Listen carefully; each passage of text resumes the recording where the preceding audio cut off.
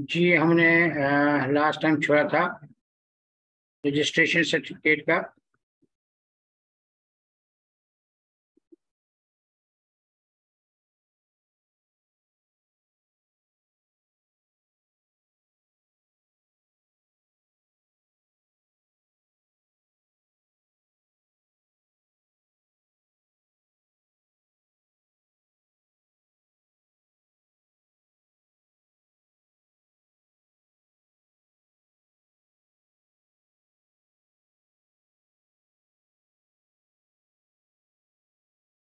Ji, implied authority of partners.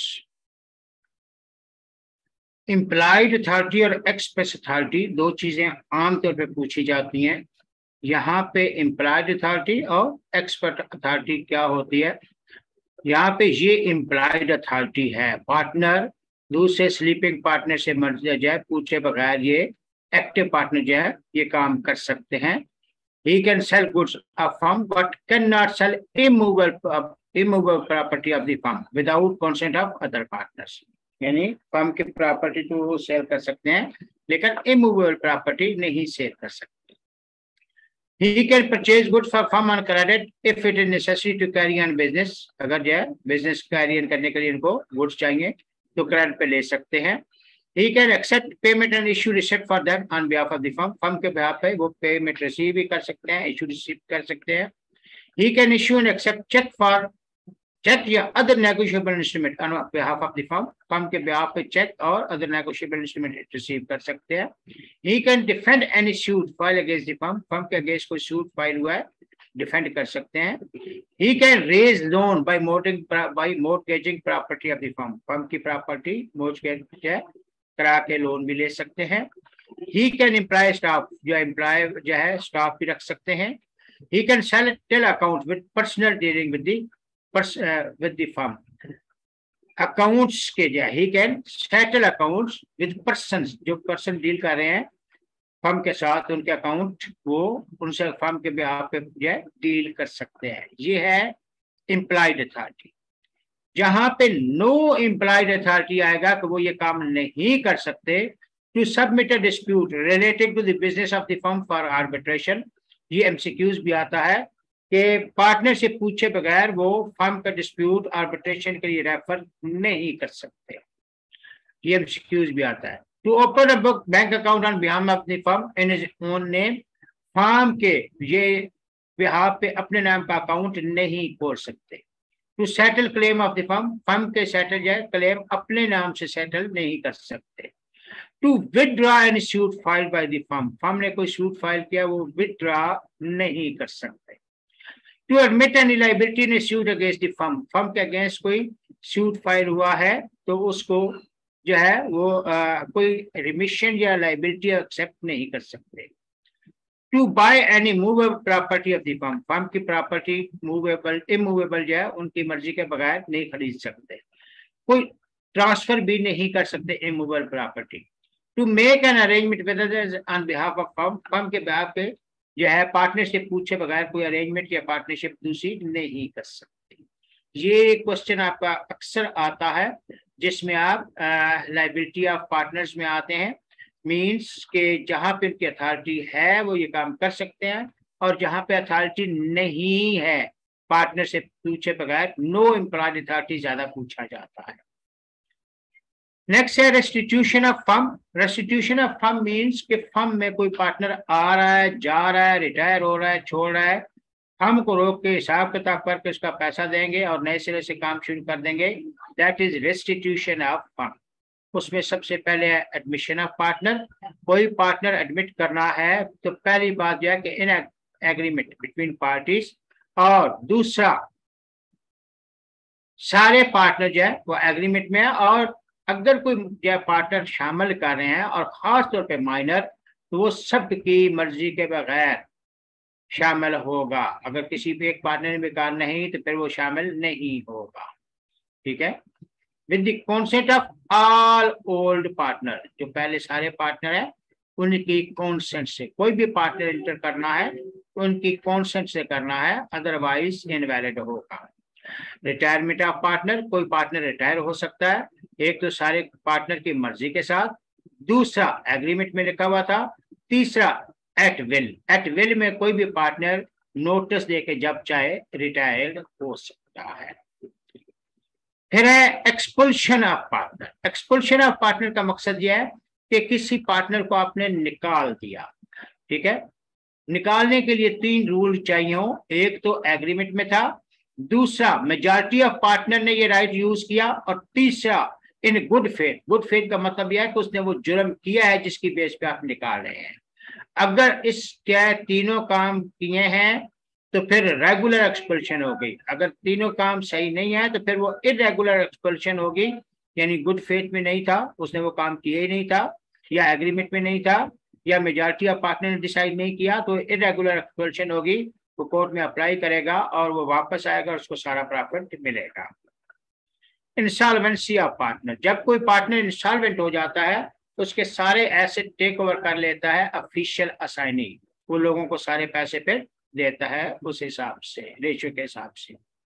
Death of partner, death of partner का rule ये है कि अगर किसी पार्टनर की डेथ हो जाती है, याद रखिएगा अगर तो है ही 2 तो फिर तो खत्म हो जाएगी, लेकिन अगर डेथ जो है ज्यादा पार्टनर है, किसी की डेथ होगी तो फर्म डिसॉल्व की जाएगी, उसका पार्टनरशिप फर्म डिसॉल्व नहीं की जाएगी, उसके एसेट हिसाब करके उसको दिए जाएंगे उसके लीगल रैप को, ठीक है। और डेथ की सूरत में आपको नोटिस देने की जरूरत नहीं होती। फिर है dissolution of firm. Dissolution of firm के फर्म खत्म कर रहे हैं। फर्म खत्म करने के लिए सबसे अहम तरीन चीज है डिसोल्यूशन बाय एग्रीमेंट। अगर पार्टनर एग्रीमेंट के थ्रू मिल के एग्रीमेंट करते हैं कि भाई हम ये फर्म खत्म कर रहे हैं, तो ये फर्म खत्म होगी, लेकिन ऑल पार्टनर जरूरी है, सब मेजॉरिटी यहां नहीं होगी, सारे पार्टनर राजी। फिर है कंपल्सरी डिसोल्यूशन। इन 3 कंडीशन में डिसोल्यूशन मस्ट है, या तो कोई एक इंसॉल्वेंट हो गया, या सारे इंसॉल्वेंट हो गए, या एक बच गया बाकी सारे इंसॉल्वेंट हो गए। अब एक बच गया तो वो तो पार्टनरशिप नहीं चला सकता, या बिजनेस या फर्म का अनलॉफुल हो गया।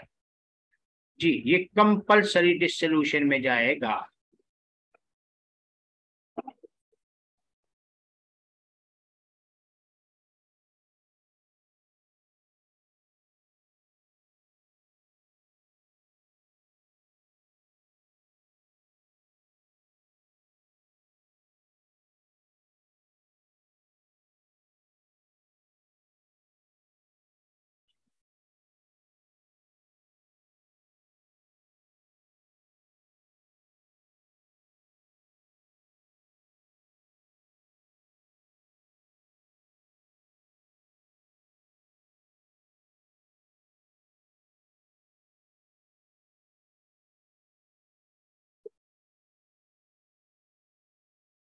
जी, नेक्स्ट है कंटीजेंट डिसोल्यूशन। कंटीजेंट डिसोल्यूशन का मतलब यह है कि 4 बातें आएंगी इसमें, 5 ऑन हैपनिंग ऑफ, ये कंपल्सरी डिसोल्यूशन पे रुका था क्योंकि इसका एमसीक्यू भी बनता है, ये 3 बातें याद रखनी है। कंटीजेंट डिसोल्यूशन का मतलब है कि on the expiry of fix period for which firm was form, या ऑन कंप्लीशन ऑफ प्रोजेक्ट, जो प्रोजेक्ट फॉर्म करने के लिए जो है बनाने के लिए पार्टनरशिप हुई थी। ऑन डेथ ऑफ पार्टनर, याद रखिएगा ऑन डेथ ऑफ पार्टनर, एक की पार्टनर की डेथ हुई है, ठीक है। अच्छा, on insolvency of any partner और on resignation of any partner. ये उस सूरत में है कि जब 2 से ज्यादा पार्टनर हैं, अगर 2 ही हैं तो फिर तो हर सूरत खत्म होगी। Dissolution by notice. Dissolution by notice का मतलब ये होता है कि कोई पार्टनर नोटिस दे के फर्म खत्म कर सकता है, लेकिन ये dissolution by notice at will होगी, और वो जब चाहे कोई भी पार्टनर, एनी पार्टनर, ये एमसीक्यू जाता है, एनी पार्टनर नोटिस देके काम को खत्म कर सकता है।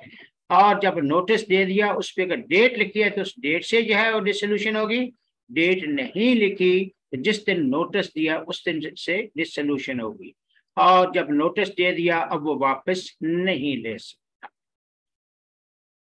लास्ट वन है डिसोल्यूशन बाय कोर्ट।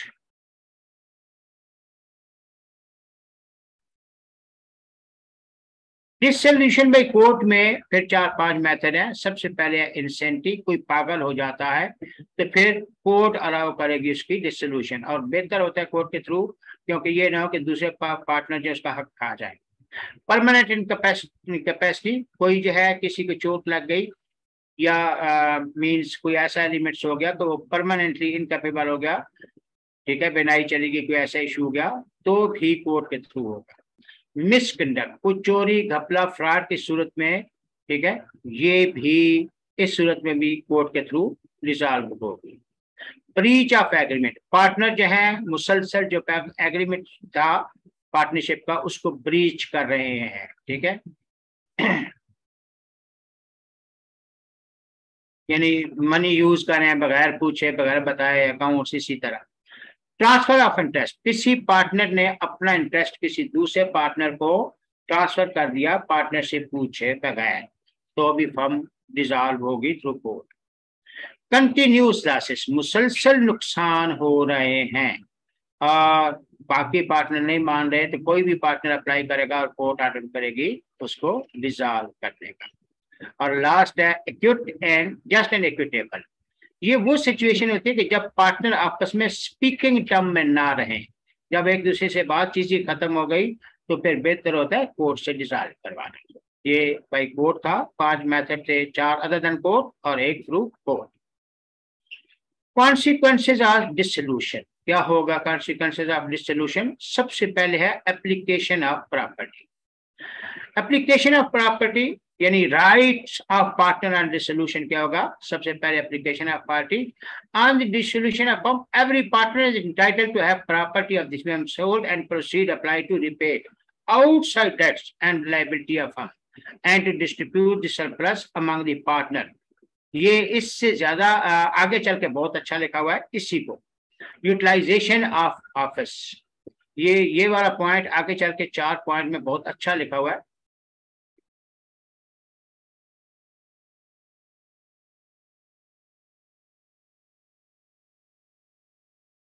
ये ऑर्डर ऑफ एप्लीकेशन, ये एमसीक्यूज भी आता है लेकिन यहाँ भी चलो हल्का हाथ रख लेते हैं। यूटिलाइजेशन ऑफ एसेट्स, यही बात, where firm is dissolved, the asset of firm shall first be utilized to pay the debt of firm। पहले फर्म के डेट के लिए यूज होंगे, अगर बचता है तो फिर वो प्राइवेट डेट करने के लिए, और फिर भी बचता है तो फिर आप जो है डिस्ट्रीब्यूट करेंगे। ये लास्ट में ये दोनों बातें अच्छी लिखी हुई है। Personal property, sometime on dissolution of firm, partner by good, अगर वो गुडविल खरीद लेता है तो फिर वो दूसरों को इस पर जो है फर्म को नाम यूज करने से मना कर सकता है, और अगर उन्होंने फर्म का प्रॉफिट नाम यूज कर लिया है तो ये उनसे ले सकता है। डिमांड ऑफ प्रीमियम, ये भी अच्छा कंसेप्ट बनता है। डिमांड ऑफ प्रीमियम का मकसद ये होता है कि जब कोई पार्टनर बाद में ज्वाइन हुआ और उसने पैसा इन्वेस्ट किया, उसको वो पैसा सारा वापस नहीं मिलेगा 3 कंडीशन में। अगर एग्रीमेंट में था कि वक्त से पहले एग्रीमेंट पार्टनरशिप खत्म हो गई, या किसी की डेथ हो गई, या उसी पार्टनर के मिसकंडक्ट की वजह से फर्म खत्म हुई, तो उसको सारा पैसा वापस नहीं मिलेगा, नुकसान पूरा करने के बाद जो बचेगा उसको वापस किया जाएगा।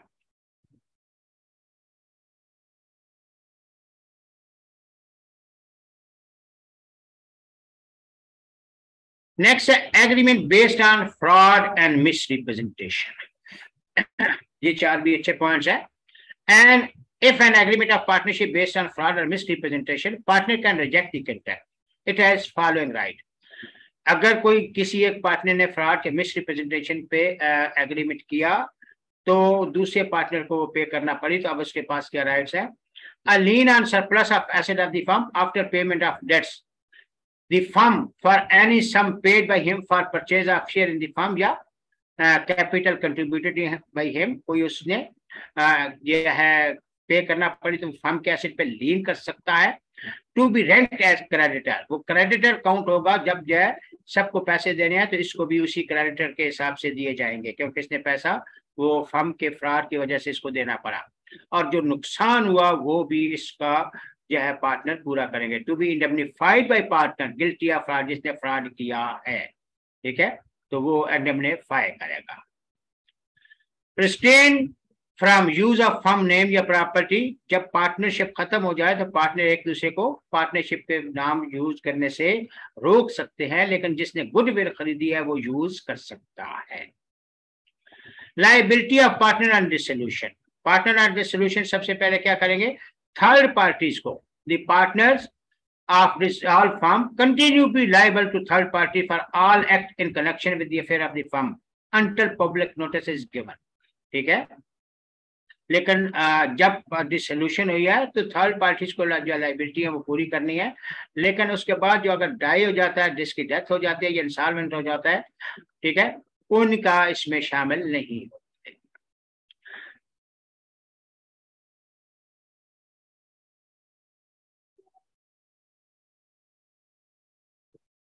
Next, continuing authority, wind up करने के लिए उनके पास कंपनी के अफेयर या जो ट्रांजैक्शन पेंडिंग है उनको कंप्लीट करने के लिए उनके पास अथॉरिटी कंपनी कंटिन्यू रहेगी।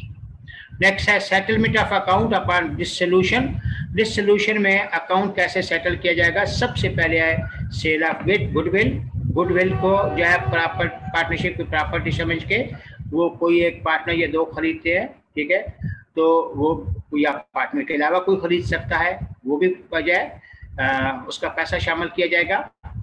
शेयरिंग ऑफ डेफिशिएंसी, डेफिशिएंसी कैसे पूरी करेंगे, सबसे पहले आउट ऑफ प्रॉफिट, यानी आपका लॉस है, ये डेफिशिएंसी है, तो सबसे पहले आउट ऑफ प्रॉफिट, फिर जो है आपके कैपिटल से, और फिर भी पूरा नहीं होता तो आप अपना यहाँ पे इंडिविजुअली प्रोपोर्शनेट जो है आपको देना पड़ेंगे, वो आप घर बेचें या कोई भी बेचें, चीज बेचें, वो आपको देना पड़ेगी।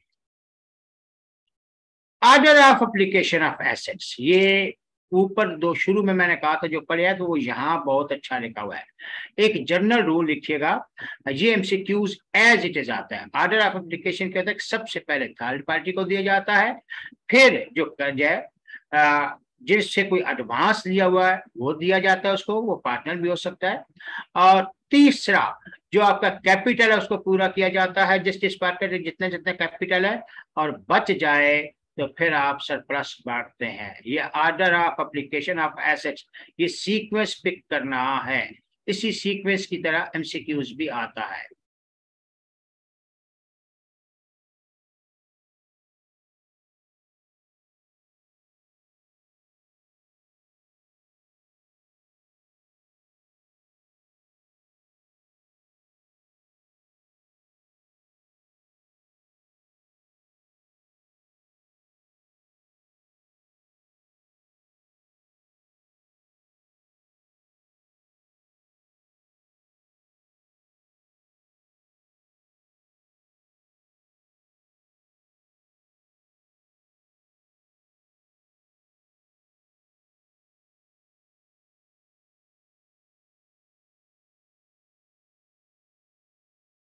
जी नेक्स्ट शुरू करते हैं,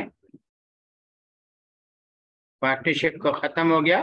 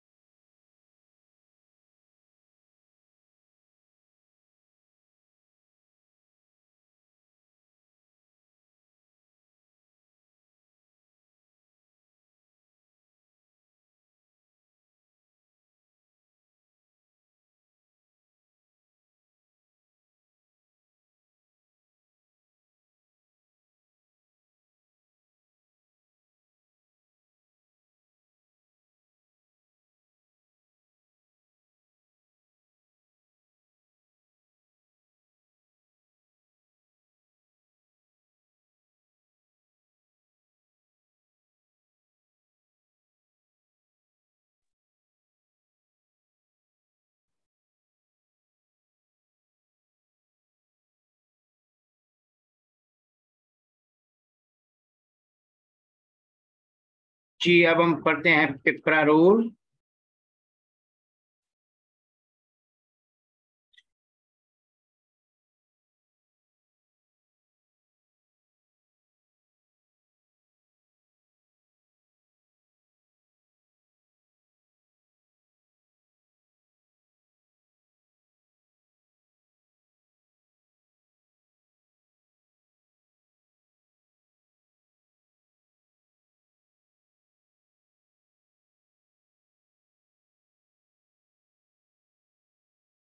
पिपरा रूल, ऑर्डिनेंस 2002 और प्रोक्योरमेंट रूल 2004।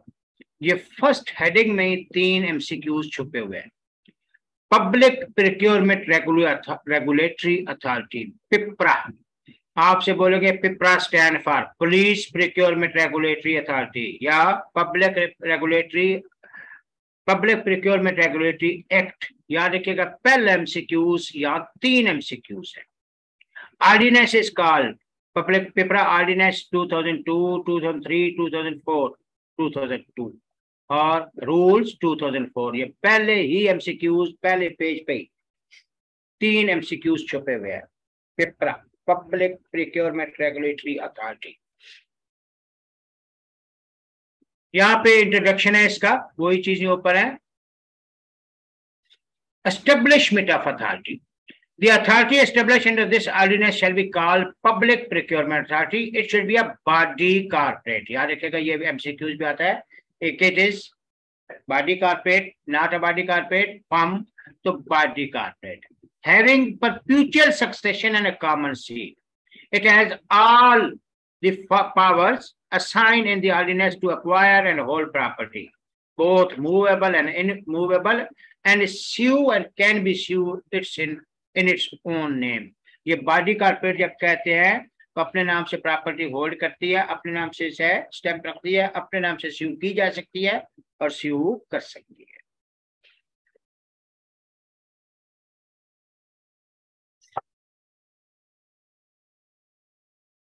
नेक्स्ट है power and function.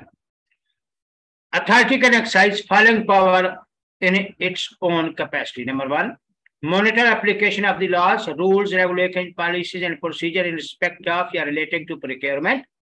Monitor the implementation of and evaluation laws, rules, regulation, process, and procedure in respect of relating to inspection of quality of goods, services, and work and remuneration.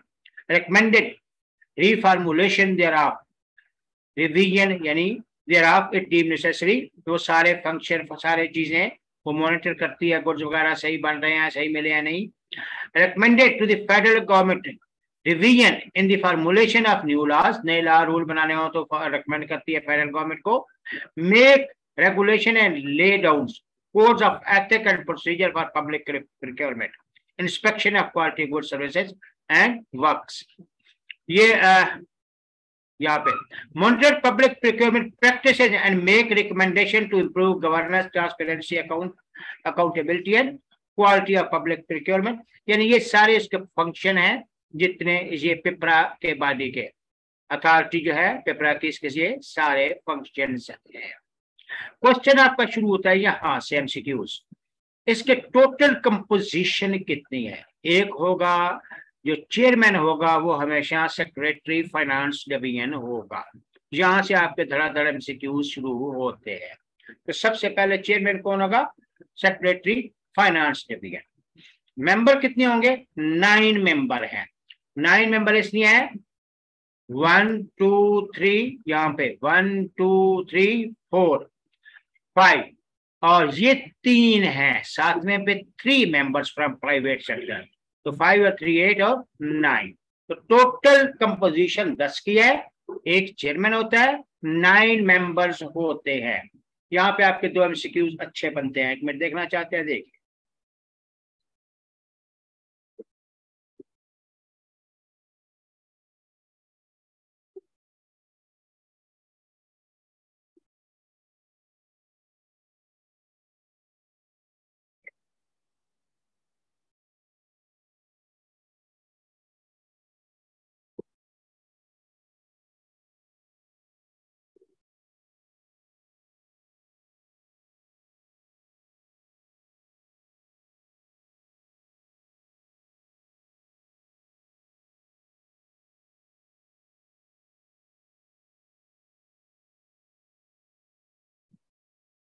जी, दूसरे number पे आता है terms and office of casual vacancy.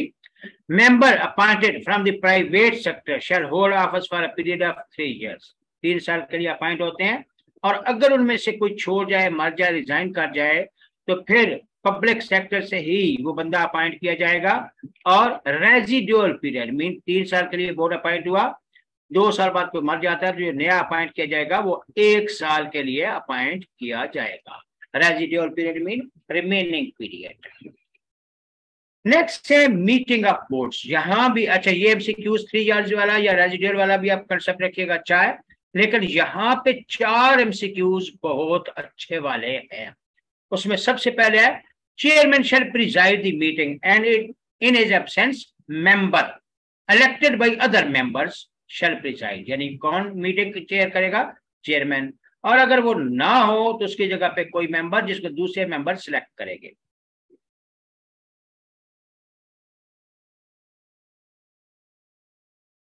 तीसरा M3 MCQs 5 members shall form a quorum for meeting। quorum means number of जो है constitute number of person required to constitute a meeting। जैसे मैं कहता हूं कि 5 बच्चे होंगे तो मैं क्लास शुरू करूंगा, ये quorum है।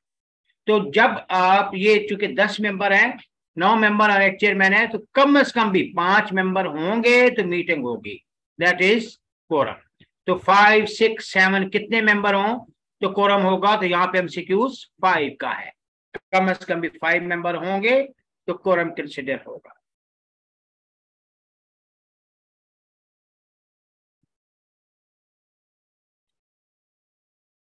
नेक्स्ट है meeting shall be held as prescribed by regulation. ये सिंपल है, 3, 4 सिंपल है, 1, 2, 5, 6 बहुत एम है, एमसीक्यूज आते हैं। Notice shall be provided to member regarding time, place and matter on which decision of board shall be taken in such meeting। ये भी simple है, लेकिन ये रट्टा लगा रहे हैं तो पूछ भी लेते हैं। Meeting of the board, decision of board shall be taken by majority of its member present। ये अहम है, किससे? majority। and in case of tie the member presiding a meeting shall have as a casting vote। यानी अगर first किया 8 हैं, ठीक है, मेंबर और एक चेयरमैन है, तो 4-4 इक्वल हो गए, तो फिर जिस तरफ जो है चेयरमैन वोट डालेगा वो फैसला माना जाएगा। इसको कास्टिंग वोट भी कहते हैं। Last, all other determination and decision of the board shall be taken in writing and it shall be signed by managing director. ये आपका M3 MCQs है, एक कोरम वाला, एक ये वाला। इसलिए नॉर्मली साइन कौन करता है? चेयरमैन मीटिंग का, लेकिन यहां पे कौन करेगा? Managing director. मैनेजिंग डायरेक्टर का भी आपका क्वेश्चन अच्छा बन सकता है। Federal government shall appoint managing director for day to day administrative work, day to day work के लिए। Managing director shall be appointed to hold office for 3 years and he shall be eligible for reappointment, but his total tenure shall in no case exceed 6 years। 6 साल से ऊपर नहीं, 3-3 साल दफा से 3-3 साल के लिए 2 दफा। ये ऐसे ही है जैसे सदर 5-5 साल के लिए 2 दफा आ सकता है, इससे ज्यादा नहीं। तो मैनेजिंग डायरेक्टर भी 3 साल के लिए आएगा, फिर 3 साल के लिए आएगा, लेकिन 6 साल से ऊपर नहीं। जी, managing director can resign at any time by providing the resignation addressed to federal government। किसको एड्रेस करेगा? Federal government. The managing director shall not, जब उसकी अपॉइंटमेंट है और ड्यूरिंग अपॉइंटमेंट, और अगर जब जॉब छोड़ देता है तो 1 साल तक जब गुजर ना जाए तो किसी किस्म का पब्लिक प्रोक्योरमेंट अथॉरिटी से रिलेशन नहीं रखेगा। ठीक, हाँ, अगर वो मैनेजिंग डायरेक्टर जो है, यानी provided that where managing director is a government servant there shall be no restriction. यानी अगर वो गवर्नमेंट सर्वेंट है तो उस पर कोई रिटायरमेंट के बाद कोई ऐसी पाबंदी नहीं होगी, लेकिन अगर सिविल सेक्टर से ले रहे हैं तो फिर उसके लिए पाबंदी है। तो 1 साल जब जो उसको जो आप वहां से छोड़ देता है तो 1 साल तक वो कोई राब्ता या नौकरी नहीं रखेगा। हाँ, साल गुजर जाए तो फिर वो उनसे कंटेक्ट कर सकता है, एम्प्लॉयमेंट ले सकता है। अभी ऐसे है यहाँ पे हम power responsibilities of managing director शुरू करेंगे, लेकिन अभी चूंकि अजान हो रही है तो हम 5-7 मिनट आप भी ब्रेक ले लें, फिर उसके बाद शुरू करते हैं।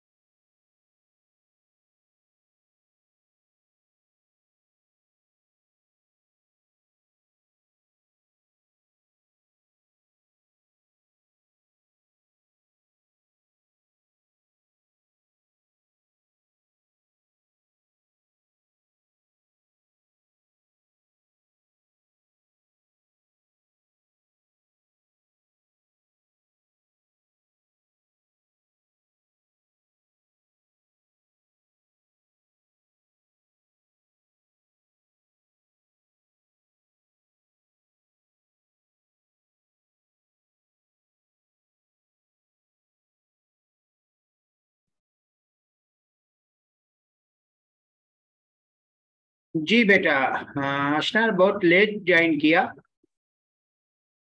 हमने ये मैनेजिंग डायरेक्टर का फोकस करवाया था। ये वाला यहाँ से एमसीक्यू शुरू होते हैं कि कंपोजिशन ऑफ बोर्ड 9 मेंबर होते हैं, ठीक है, और एक चेयरमैन है। तो चेयरमैन कौन होगा? Secretary finance division. ये एक नजर देखें बेटा, पूछे नहीं, जाके चलते हैं। ये मैं पढ़ा चुका हूँ। 3 मेंबर सिविल से, प्राइवेट सेक्टर से लिए जाएंगे और गवर्नमेंट नॉमिनेट करेगी। यहाँ एमसीक्यूज बहुत हैं।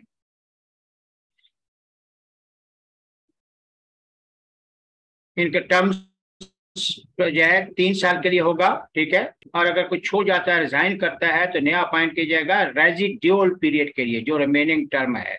रेजिड्यूल का मतलब बेटा होता है कि 3 साल के लिए बोर्ड था, कोई एक छोड़ गया 3 मेंबर में से, तो वो 2 साल बाद छोड़ गया या मर गया, तो उसकी जगह जो अपॉइंट होगा वो 1 साल के लिए होगा। फिर ये मीटिंग ऑफ बोर्ड का अच्छा क्वेश्चन बनता है कि मीटिंग प्रिजाइड कौन करेगा? चेयरमैन। अगर वो ना हो तो फिर मेंबर। मेंबर कौन? जिसको दूसरे मेंबर इलेक्ट करेंगे। कोरम 5 मेंबर्स का होता है, ये एमसीक्यूज भी आता है। मीटिंग और तीसरा चौथा अहम नहीं है, ठीक है। मीटिंग प्रेस्क्राइब रेगुलेशन के तहत होनी चाहिए और नोटिस उनको देना चाहिए। Decision of the board shall be taken by majority of its member present, जो प्रेजेंट है, टोटल नहीं, प्रेजेंट। और इन केस ऑफ टाई, जो चेयरमैन होगा उसका वोट कास्टिंग वोट होगा। अशना बेटा समझ आ रही है?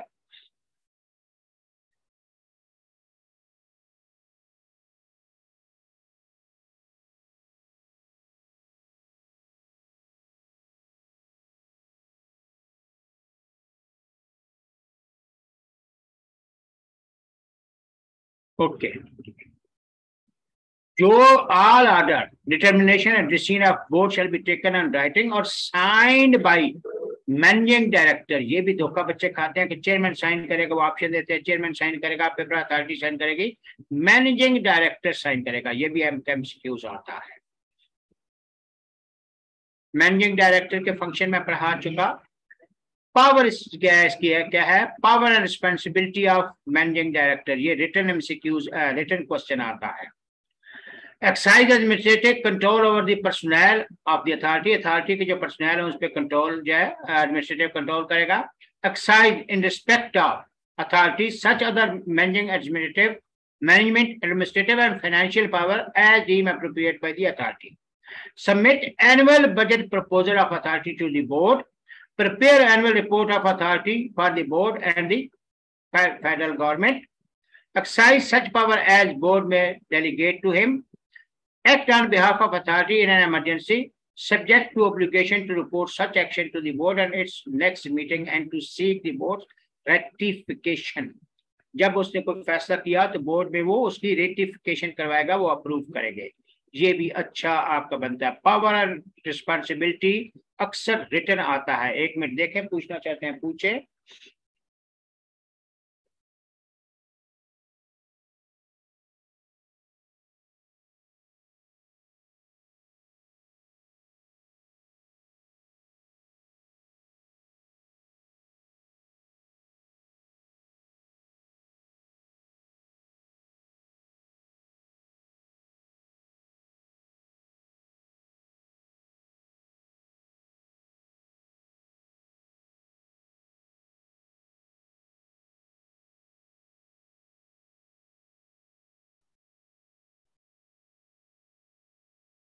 जी, इसमें कुछ नहीं पूछना।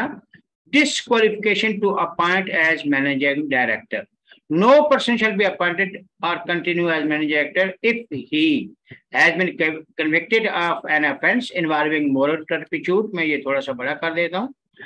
कोई उसने मोरल टर्पिट्यूड, मर्डर वगैरह को किया, तो उसके लिए वो जेल हो गई, तो वो मैनेजिंग डायरेक्टर नहीं बन सकता।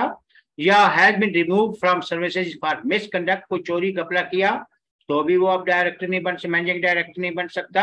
Has been educated and insolvent, insolvent declare हो गया, ठीक है, तो भी मैनेजिंग डायरेक्टर नहीं बन सकता। या बीमार हो गया, incapable of discharging his duty by reason of physical या मेंटल इनकेपेसिटी, टांगे टूट गई, बिनाई चली गई, या पागल हो गया। लेकिन उसके लिए बाकायदा डिक्लेयर करेगा मेडिकल बोर्ड, और मेडिकल बोर्ड कौन अपॉइंट करेगा? फेडरल गवर्नमेंट, ठीक है। या उसने अपना कन्फ्लिक्ट ऑफ इंटरेस्ट डिस्क्लोज नहीं किया। कन्फ्लिक्ट ऑफ इंटरेस्ट का मतलब ये होता है कि जो चीज खरीद रहा है वो उसकी वाइफ या बाप से खरीद रहे हैं और उसने नहीं बताया और बाद में पता चल गया, तो उसको वो भी डिस्क्वालीफाई हो जाएगा। जी, ये 4 कंडीशन है डिस्क्वालीफाई की, ये देखें इसकी। मैनेजिंग डायरेक्टर का रिटर्न का एक क्वेश्चन लाजमी आ जाता है बेटा।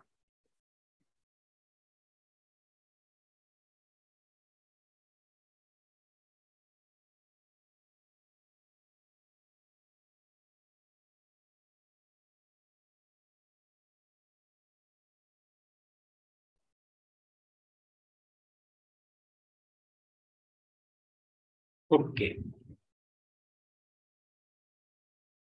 Funds, financial provision fund shall be established with the name of public procurement authority fund to meet its daily requirement needs meet करने के लिए फंड होते हैं। और fund shall be placed comprising of such sum as federal government may from time to time allocate to its annual budget या grants या income from investment by the authority या all other sums or property which may by any manner become payable to or vest in the authority in respect of any matter। सारे पैसे government दे, कोई grants दे, कोई जो भी सारे जो है इन्वेस्टमेंट से जो पैसा आया वो सारा फंड में शामिल होगा। फंड यूज कहाँ करेंगे? Remuneration of member employees adviser जो है उनको तनख्वाह देने के लिए, या कोई इक्विपमेंट मशीनरी खरीदनी है, ठीक है, डैम बनाना उसके लिए, repaying any financial accommodation receive, ठीक है, रीपेइंग कोई आपने जो किसी ने लोन दिया उसके लिए, या generally paying the expenses for carrying on to the effect of provision of this आरडी, वो ऑर्डिनेंस, उस ऑर्डिनेंस के तहत कुछ चीज पब्लिक प्रोक्योरमेंट कर रहा है तो वहां भी पे करते हैं। For the performance of its function, power to obtain finances and receive grants. For the performance of its function and meeting its obligation, authority may receive grants from domestic and international agencies।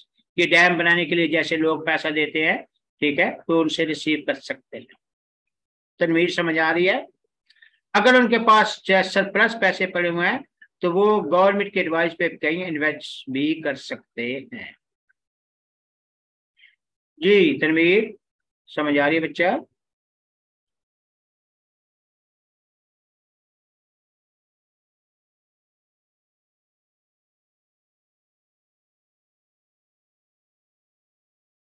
Okay, next है budget and accounts. Yearly budget and accounts of the authority shall be submitted to federal government as per prescribed form and within prescribed date। लेकिन एक चीज जो यहाँ पे नहीं लिखी वो ये है कि ये बकायदा कैबिनेट जो है अप्रूव करेगी, ठीक है, वो आगे चल के 120 डेज आएगा, वो भी बताता हूँ। मेंटेनेंस ऑफ अकाउंट, वो प्रॉपर फाइनेंशियल ईयर का अकाउंट प्रॉपर रखेंगे। ऑडिट, ये एमसीक्यूज आता है। Accounts prepared for each financial year shall be audited by Auditor General of Pakistan, ठीक है, ये एमसीक्यूज भी आता है। कौन ऑडिट करेगा? Auditor general of Pakistan. ये एमसीक्यूज भी अच्छा आता है। फिर है regulatory and other provision information. Authority के पास पावर है किसी पर्सन को भी वो बुला के उससे जो है वो इंफॉर्मेशन ले सकते हैं। Authority is the power to call for any information from any individual and institution in public procurement services। The authority shall furnish to the federal government, जो भी इंफॉर्मेशन मिली है वो फेडरल गवर्नमेंट को वो प्रोवाइड करेगी ताकि वो फर्दर एडवाइस करें। ये वो चीज है एनुअल रिपोर्ट जो मैं कह रहा था कि यहाँ पे आपका annual report shall be issued with in 120 days. ये एमसीक्यूज आता है from the end of each financial year. जब भी फाइनेंशियल ईयर आपका एंड होगा तो एनुअल रिपोर्ट पब्लिश करेंगे कितने दिनों में? 120 डेज में। और वो एनुअल रिपोर्ट में सारी डिटेल होगी, इन्वेस्टिगेशन इंक्वायरीज प्लस ये जो है कैबिनेट जो है उस अप्रूव करने के बाद कैबिनेट अप्रूव करेगी।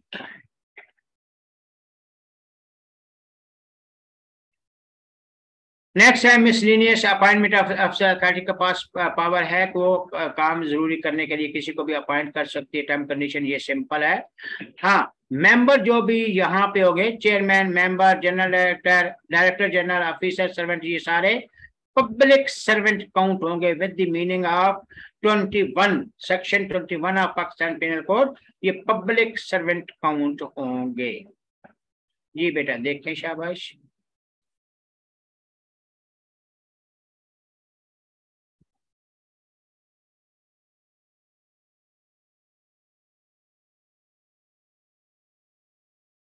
Be quick.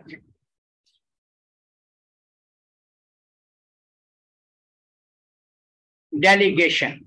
अथॉरिटी में delegate its power to manage director या एनी ऑफ इट्स मेंबर और officer except for the power of. याद रखिएगा ये एक्सेप्शन है, ये 3 अथॉरिटी डेलीगेट नहीं करेंगे, बाकी अथॉरिटी डेलीगेट कर सकते हैं। अप्रूवल ऑफ ऑडिट अकाउंट्स किसी को अथॉरिटी नहीं दे सकते, ये सिर्फ ऑडिटर जनरल या वो करेगा। रिकमेंडेशन एक्सप्लेन अंडर सेक्शन 121 वो ये है, ठीक है। और make a repeat regulation make under this ordinance, इसके लिए भी किसी को अथॉरिटी नहीं दे सकते क्योंकि वो सिर्फ फेडरल गवर्नमेंट ही बनाती है। पावर टू एग्जेम्प्ट, ये वाला है रिकमेंडेशन एग्जेम्प्टेशन अंडर 21। अथॉरिटी में recommend to federal government that the procurement of object, यानी अगर वो चाहते हैं कि हमें रिलैक्सेशन दी जाए किसी परचेज में, जैसे उनको सारा वो कोटेशन लेना होती है या बिडिंग करवानी होती है, तो वो फेडरल गवर्नमेंट को रिक्वेस्ट करेंगे, फेडरल गवर्नमेंट इनको एग्जम्पशन दे सकती है। जी बेटा पूछें अगर पूछने आए। तनवीर।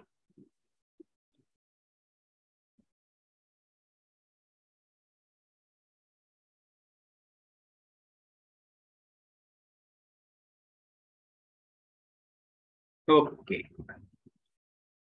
वैलिडिटी ऑफ प्रोसीडिंग, ये याद रखिएगा, ये 2-3 चीजें अच्छी हैं। एग्जिस्टेंस ऑफ वैकेंसी या defect in the constitution of the authority of board shall not affect validity of proceeding. Mean जिस बोर्ड ने फैसला किया उनमें बाद में कोई डिस्क्वालीफाई हो जाता है तो जो मिलकर फैसला किया है वो इनवैलिड नहीं होगा, वो वैलिड रहेगा, ठीक है। इंडेमनिटी, नो सूट प्रोसिक्यूशन या other proceeding shall be lie against the authority या बोर्ड या चेयरमैन यानी मेंबर ऑफिसर, किसी के अगेंस्ट कोई आप सूट फाइल नहीं कर सकते।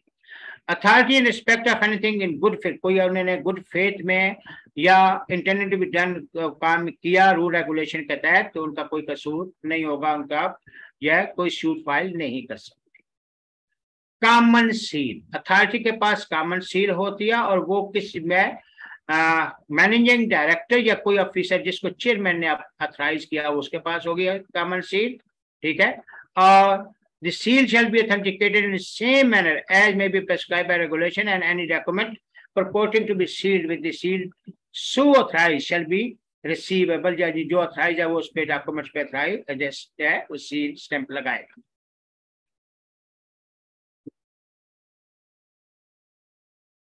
वाइंडिंग अप, इस पब्लिक अथॉरिटी के तहत कंपनी के लिए तो वाइंडिंग अप कर सकते हो, लेकिन इस पब्लिक अथॉरिटी के वाइंडिंग अप के लिए कोई लॉ जो है प्रोसीडिंग नहीं होगी सवाए फेडरल गवर्नमेंट की परमिशन के।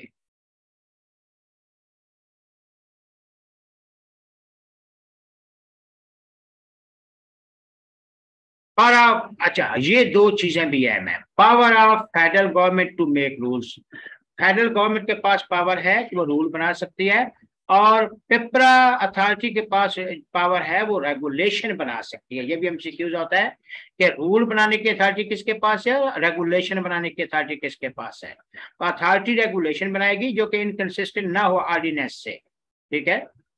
रूल फेडरल गवर्नमेंट बनाएगी, पॉलिसीज अथॉरिटी बनाएगी, ये दोनों चीजें याद रखिएगा।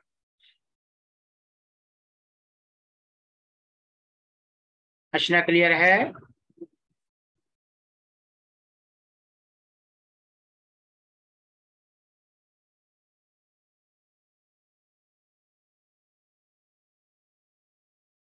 Okay, general provision. अच्छा अब शुरू हो रहा है प्रोक्योरमेंट, पब्लिक प्रोक्योरमेंट रूल्स। मैंने कहा था शुरू में के रूल जो है 2004 है, ऑर्डिनेंस 2002 है। ये क्वेश्चन आ जाता है पब्लिक प्रिक्योरमेंट रूल्स आर 2002, 2003, 2004, 2005। तो पब्लिक प्रिक्योरमेंट रूल जो है वो 2004 है और पब्लिक प्रिक्योरमेंट ऑर्डिनेंस जो है वो 2002 है। ये ज़हन पे रखिएगा। These rules are applicable to all procurement made by the procuring agency within या outside Pakistan, उन सब पे अप्लाई होंगे। Procurement agency shall ensure that procurement are conducted in fair and transparent manner। Simple है। ऑब्जेक्टिव procurement यानी आपका मकसद क्या है कि बेस्ट जो पैसा लगा रहे हो बेस्ट वैल्यू लेना है उससे, और एफिशिएंट और इकोनॉमिकल है। ये सिंपल है, इसको हल्का सा आंसर कीजिएगा। 1.3 फिर अच्छा है। Where PIPRA rule conflict with any international या inter-government commitment of the federal government, यानी एक तो इंटरनेशनल लॉ है और एक गवर्नमेंट ने किसी कंट्री से कमिटमेंट की है, तो डिस्प्यूट अराइज होने की सूरत में किसको आप लेंगे, प्रेफर देंगे? इंटरनेशनल ट्रीटी जो आपका एग्रीमेंट हुआ है, इंटरनेशनल लॉ, या एग्रीमेंट स्टेट टू स्टेट के साथ है, या any international financial institution. Such commitment, treaties or government shall prevail to the extent of such conflict। तो उनको प्रेफरेंस मिलेगी। जैसे आपने टैक्स रखा हुआ, फर्ज किया जो भी चीज बाहर से मंगाएंगे टैक्स 20% है, लेकिन चाइना के साथ आपका एग्रीमेंट है 10% का, तो अब वो जो है कंफ्लिक्ट आ रहा है कि आप एक्सपोर्ट पे जो है इम्पोर्ट पे 20% टैक्स है, लेकिन चाइना के साथ तो आप कहता है 10%, तो वो 10% जो है वो कंसिडर किया जाएगा। क्लियर? देखें 2 मिनट, शाबाश।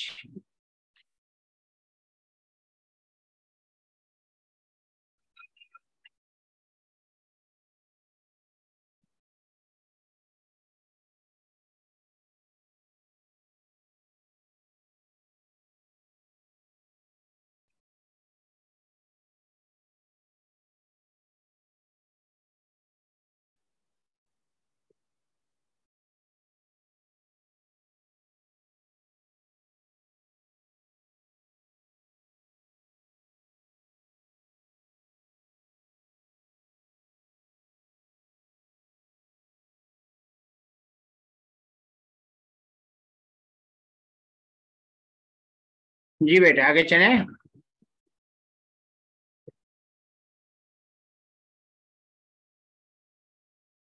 ओके, अब ये सिंपल है। All communication and document related to procurement of federal government shall be either Urdu, ठीक है, या इन इंग्लिश या बोथ। लेकिन अगर कोई आपका ऐसा एरिया पड़ गया, लोकेलिटी जहाँ पे इंग्लिश उर्दू उनको समझ नहीं आती, तो वो आप उस लोकल लैंग्वेज में भी उनसे डिस्कस कर सकते हैं, लेकिन ओरिजिनल रिकॉर्ड उर्दू और इंग्लिश में रखा जाएगा और केस की सूरत में उर्दू या इंग्लिश वाले डॉक्यूमेंट्स पेश किए जाएंगे कोर्ट में। ठीक है?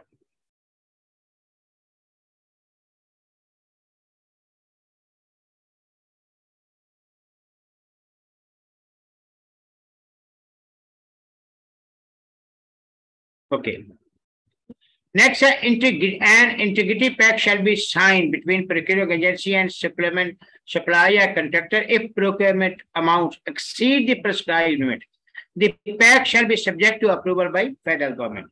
आपने कुछ ठेका किया था 10 लाख का, अब वो खर्चा आ रहा है 11 लाख, तो वो इंटीग्रिटी पैक्ट ठीक है, आप वो जो है एक्सीड जो अमाउंट हो रही है वो एक्सेप्ट करेंगे फेडरल गवर्नमेंट से रिक्वेस्ट करके, और फेडरल गवर्नमेंट अप्रूव करेगी तो वो इंटीग्रिटी पैक्ट वो कंसिडर किया जाएगा, यानी एक्स्ट्रा एक्सपेंसेस जो दिए जाएंगे।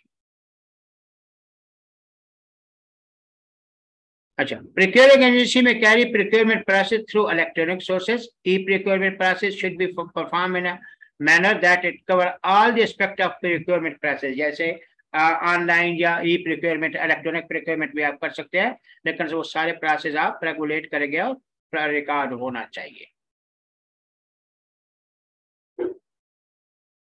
प्रोक्योरमेंट प्लानिंग, अब ये जुमला खत्म हो जाना चाहिए था, इसलिए कि all procurement agency shall devise the system within 1 year of commitment of these rule.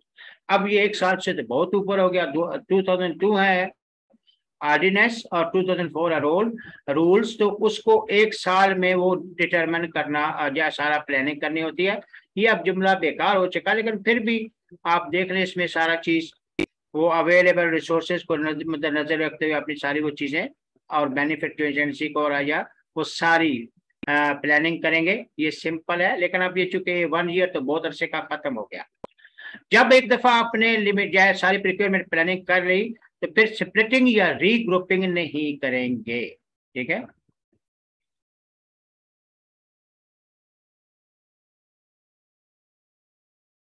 और कोई एनुअल रिक्वायरमेंट है वो जो है अपनी वेबसाइट पे भी पब्लिश करेंगे।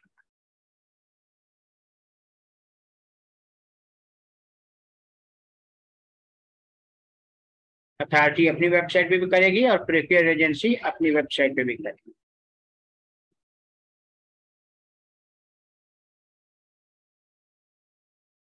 स्पेसिफिकेशन ये वो सिचुएशन होती है कि जब आप कोई चीज चाहिए तो आप उसकी स्पेसिफिकेशन मेंशन नहीं करेंगे ताकि वाइडेस्ट कंपटीशन हो। अगर आप कहते हो होंडा बाइक चाहिए, ब्रांड नेम लिख दिया, ठीक है, तो फिर तो ज़ाहिर होंडा बाइक वाले आएंगे, कोई मॉडल नंबर या जो कैटलॉग नंबर या वो चीज क्लासिफाई नहीं करेंगे।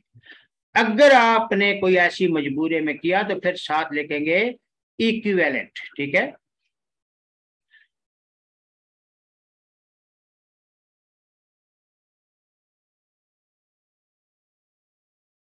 ये चीज अगर गवर्नमेंट से खरीदते हो तो फिर वो आप डिस्क्लोज नहीं करेंगे। ये रूल गवर्नमेंट से कोई चीज खरीदते हैं तो वो अप्लाई नहीं होगा।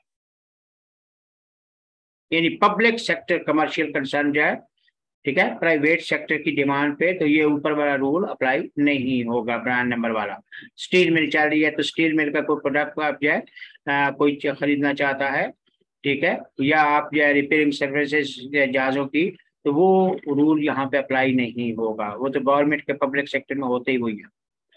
अप्रूवल मैकेनिज्म तमाम रिकॉर्ड चीजें सारी जो है और proceeding agency take the approval of company authorities concern before limitation of initiation of procurement process. ये भी सिंपल है। प्रोक्योरमेंट एडवर्टाइजमेंट, यहाँ पे आपका एमसीक्यूज फिर आएगा, बल्कि आएंगे बहुत एमसीक्यूज है। Where procurement is within the limit of 500,000 to 3 million, 500,000 to 3 million, each procure her procure agency अपनी वेबसाइट पे लगाएगी और एजेंसी, ठीक है, चाहे तो प्रिंट मीडिया भी यूज कर सकते हैं, लेकिन ये अपोजिट हो जाएगा। जी जी जी, आपके पास मौका है,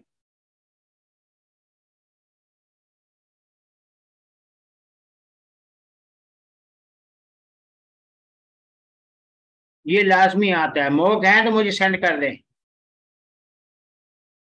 अच्छा देखा था, हाँ ये आता है, फाइनल में भी आता है। ओके, इसमें जो दूसरी चीज पिक करनी है, अगर वो 3 मिलियन से ऊपर है तो पहला प्रेफरेंस प्रिंट मीडिया, अपोजिट हो जाएगा। यहाँ पे अगर 3 मिलियन तक है तो अथॉरिटी की वेबसाइट पे वो होगा और चाहें तो एडवर्टाइज कर सकते हैं, ठीक है, प्रिंट मीडिया में। लेकिन जब 3 मिलियन से ऊपर है तो सबसे पहले print media, newspaper, in addition to authority website पे भी रख सकते हैं और वो इंग्लिश और उर्दू में होनी चाहिए।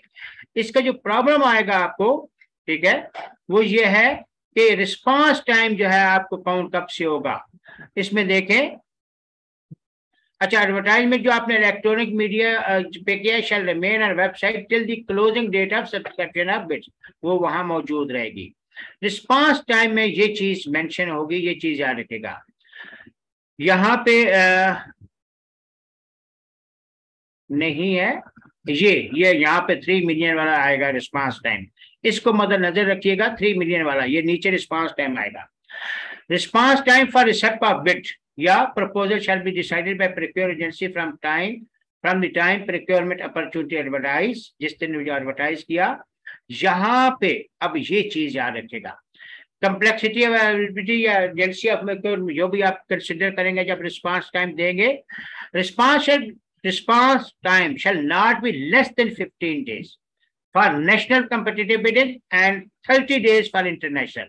यानी कम से कम 15 दिन से जो है कम नहीं होना चाहिए। इंटरनेशनल नेशनल के लिए और इंटरनेशनल के लिए 30 डेज। ये भी एमसीक्यूज आता है, ये भी देख ले।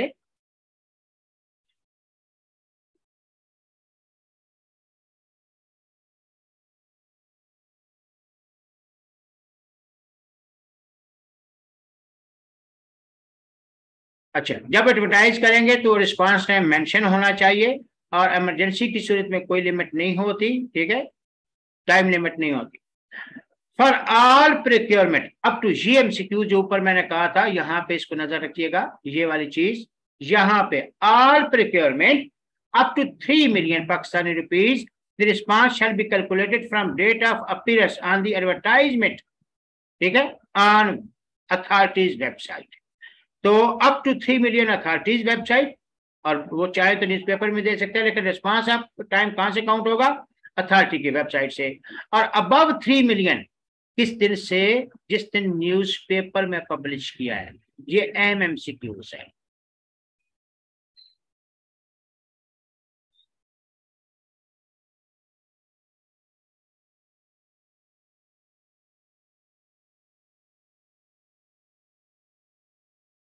अगर 3 million से बिलो है, अथॉरिटी की वेबसाइट पे रखेंगे और रिस्पांस टाइम उस दिन से काउंट होंगे।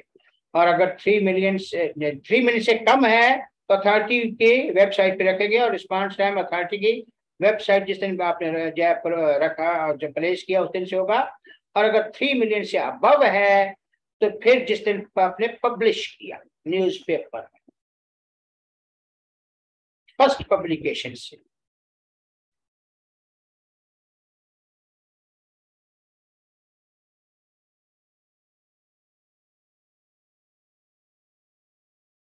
क्लियर?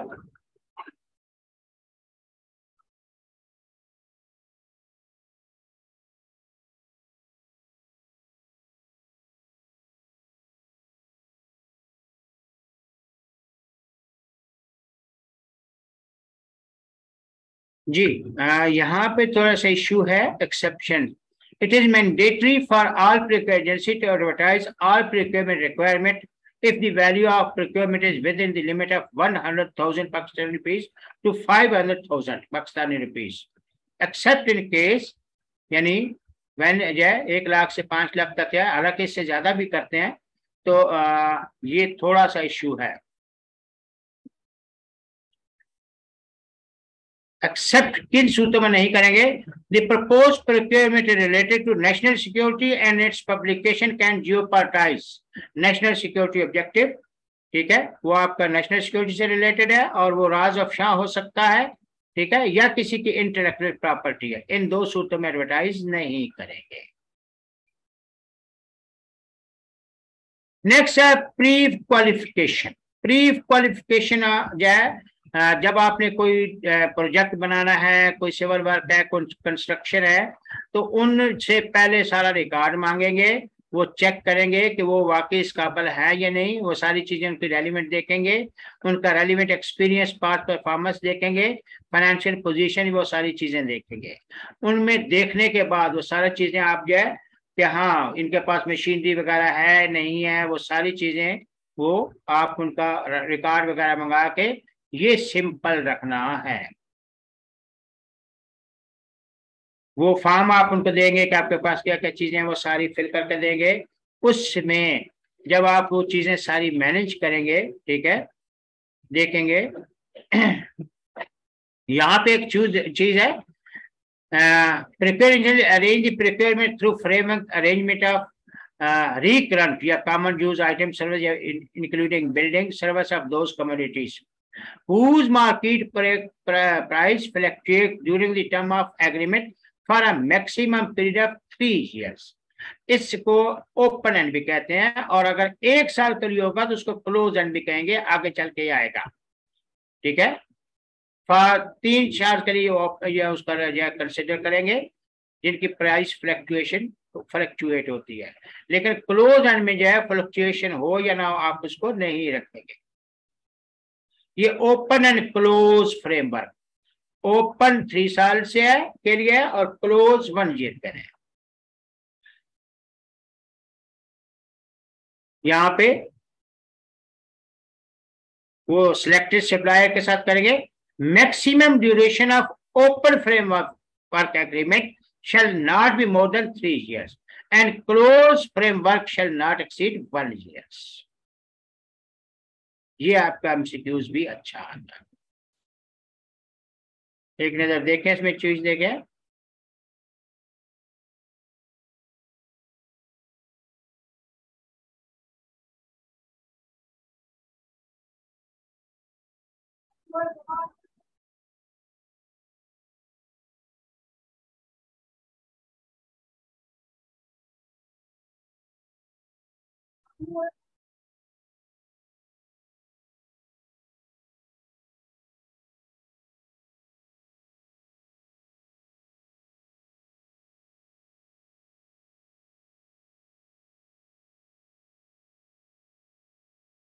जी बेटा आगे चले।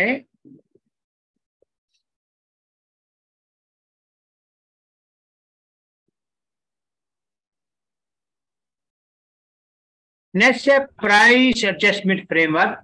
वही अगर जो है वो इंटीग्रिटी पैक या प्राइस एडजस्टमेंट मार्केट की सिचुएशन हालात देख के वो प्राइस एडजस्टमेंट की अथॉरिटी कर सकती है, लेकिन वो प्राइस डिटरमिनेंट फैक्टर जो है या price percentage of price adjustment को अप्रूव कौन करेगा? पाओ, प्रिंसिपल अकाउंटिंग ऑफिसर। ये भी एमसीक्यूज आता है, एक नजर देखें।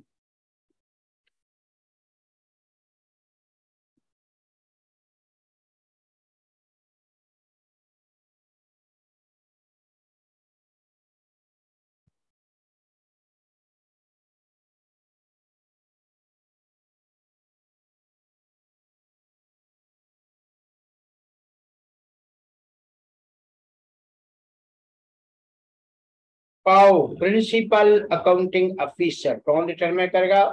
ठीक है, फैक्टर या percentage of price adjustment approved by principal accounting officer, पाओ।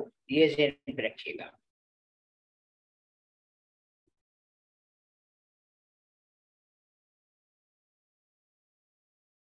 जी बेटा नेक्स्ट है आपका disqualification of supplier and contractor.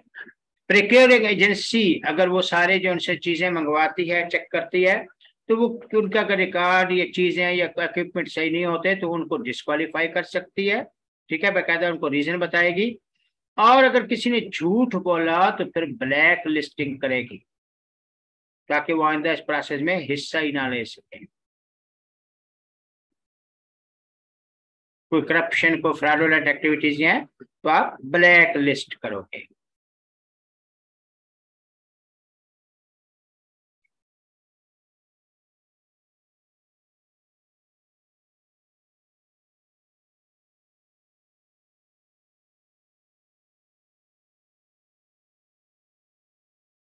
ठीक है, वो बकायदा आप जो है अथॉरिटी को भी बताएंगे और उनको एक अपॉर्चुनिटी देंगे ऑफ बीइंग हर्ट। बात सुनी जाएगी उनकी कि भाई इस वजह से ब्लैक लिस्ट कर रहे हैं, हो सकता है वो भी कसूर साबित कर देंगे।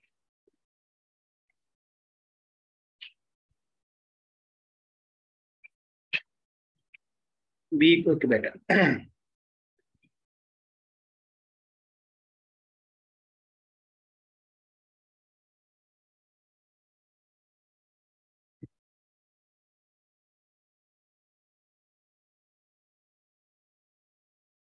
Method of procurement, principal method of जो है प्रिक्योरमेंट सबसे जो है वो ओपन कम्पिटिटिव बिडिंग है। Principal method of procurement open competitive bidding shall be used as principal method for procurement of goods services या पर। ओपन कम्पिटिटिव बिडिंग क्या है? If the cost of object to be procured is more than 100,000 Pakistani rupees but does not exceed 500,000 Pakistani rupees, procuring agency shall engage in open competitive bidding। हालांकि इसमें फिर वही बात थोड़ा सा डिस्प्यूट है, लेकिन आप मार्क्स लेने के लिए यही रखिएगा। Submission of bids, bid shall be submitted in seal package या package in such manner that the content are fully enclosed and cannot be known until duly opened। Simple है। Procuring agency shall specify the manner and method of submission of and rejection of bids in unambiguous and clear manners। Bidding documents वो सारी detail देंगे, आपको instruct करेंगे, ठीक है। Form होगा, detail क्या क्या नाम वगैरह वो सारी इसमें चीजें आएंगी। आप जब उनको ये डॉक्यूमेंट्स देंगे उसमें सारी चीजें आएंगी। और जो चीजें रिजर्वेशन वगैरह वाली हैं वो सारी प्रिक्योर एजेंसी रिजर्व भी रखेगी और सारी डिटेल उनको बताएगी भी।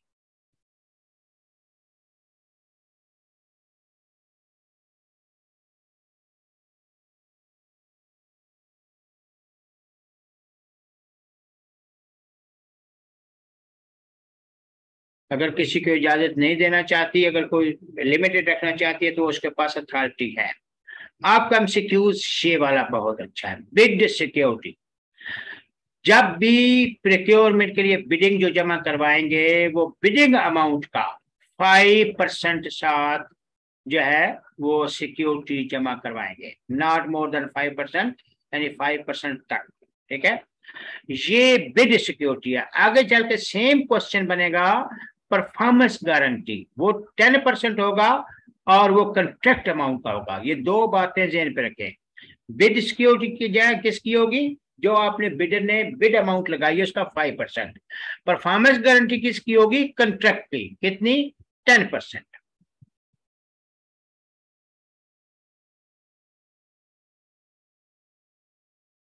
कोई डाउट? अच्छा, बिड वैलिडिटी, यहाँ पे procure agency shall decide the bid validity period as per nature of bid, that bid validity period shall be mention. वो सारी चीजें ऊपर पढ़ चुके हैं, ठीक है। वो सारी बिड वैलिडिटी वो रखेंगे, ओरिजिनल बिड डॉक्यूमेंट सारी।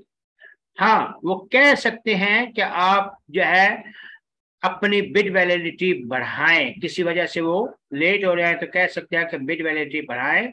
जो कहते हैं हाँ ठीक है हम बिड वैलिडिटी बढ़ाते हैं, उनके पैसे जमा रहेंगे। जो कहते हैं हम नहीं बढ़ा सकते, जितने दिन था वो कहते हैं 15 दिन और बढ़ाओ, तो जो नहीं बढ़ाना चाहते वो अपने पैसे वापस ले सकते हैं।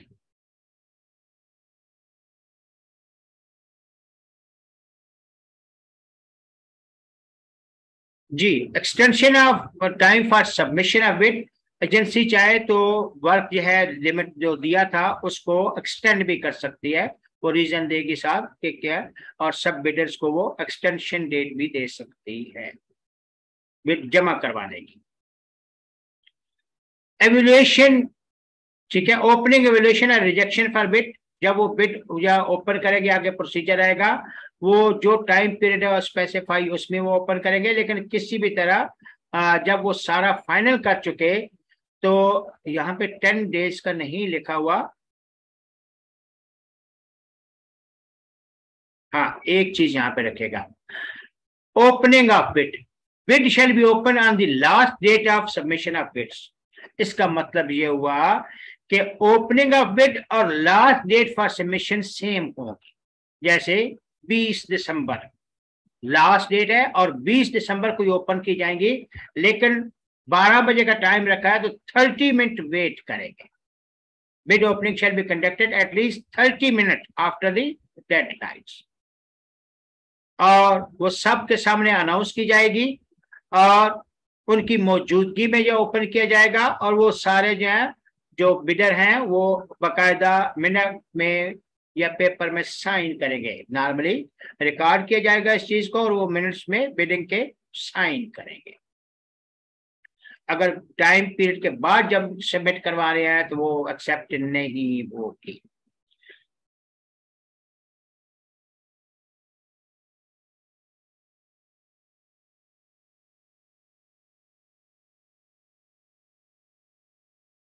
फिर है प्रिक्योर एजेंसी जो है वो जब एवेल्यूशन करेगी, वो सारी जो डॉक्यूमेंट्स क्राइटेरिया देगा उनके बेस पे एवेल्यूशन करेगी।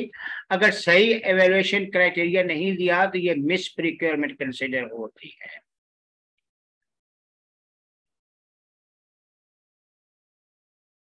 ठीक है, एवेल्यूशन क्राइटेरिया वही एक्सटेंडेड शेप है कि सारी बिड वो जो डॉक्यूमेंट्स दिए गए उसमें एवेल्यूट करेगी। लेकिन अगर करेंसी अलहदा है, डिफरेंट करेंसी में है, तो वो एक करेंसी में कन्वर्ट करेंगे। ठीक है, फर्ज किया डॉलर रेट में कन्वर्ट करना चाहते हैं, एक करेंसी में कन्वर्ट करेंगे और वो जो उस दिन करंट करेंसी का रेट होगा वो सेलिंग राइट काउंट होगा।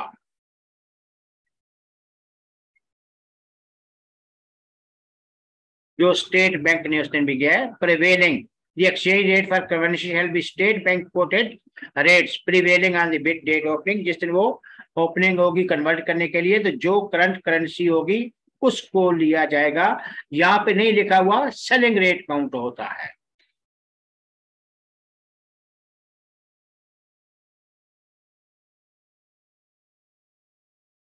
जी बेटा क्लियर है।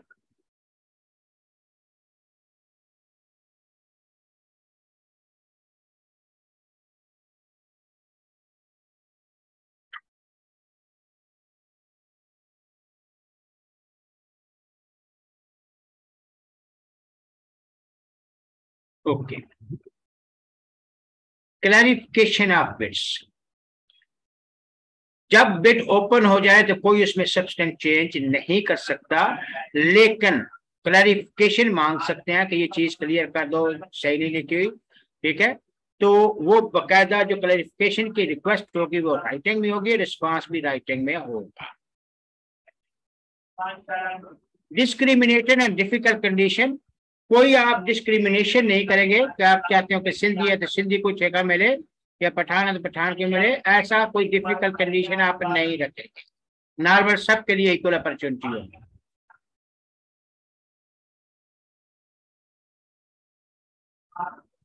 जी, बिड वो जिसकी चाहे जो है टाइम के बाद आई है या कोई और इश्यू है तो वो एक्सेप्ट रिजेक्ट कर सकते हैं। ठीक है, और उसके लिए इनको बकायदा रीजन बताने की जरूरत नहीं है। और जिनकी जो है रिजेक्ट हुई है उनके लिए वो कोई लायबल भी नहीं होंगे। अगर प्रिक्योरिंग एजेंसी चाहे तो रीबिडिंग के लिए भी ऑर्डर कर सकती है। ठीक है, और रीबिडिंग के लिए फिर वो सारा वही प्रोसेस दोबारा होगा। जब एवेल्यूशन हो जाए तो कंटेक्ट किसको मिलना है, उसकी एवेल्यूशन विद इन 10 days वो की जाएगी।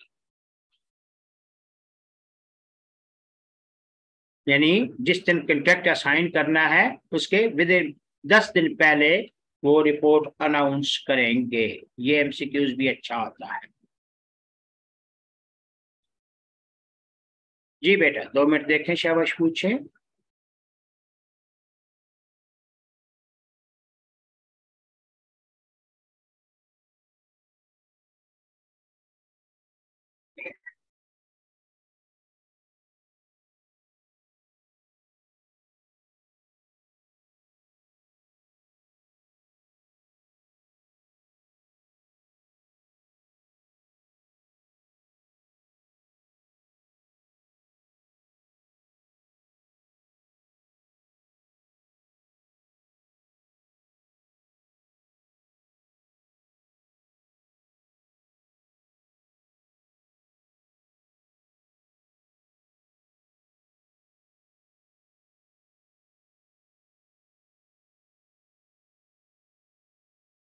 जी बेटा, procedure for open competitive bidding, 4 procedure है for open competitive bidding.